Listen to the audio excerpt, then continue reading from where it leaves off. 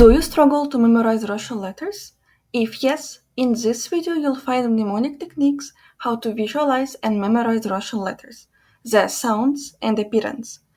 And some of the techniques might sound hilarious, but I guess that's what it takes to learn Russian. And you can check how well you memorize the letters with my very first video. Let's start with those letters that you probably don't need to memorize, because they are very similar to English. They are letters A, K, M, O, T. They look and sound like English ones. Now here we go. B, bug. V, vehicle or wheels. G, gun. D, door. Ye, yellow. Yellow submarine. Yo, yo-yo.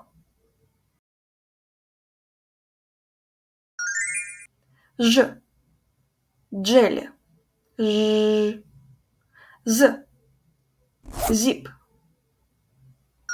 E, igloo. Yogurt.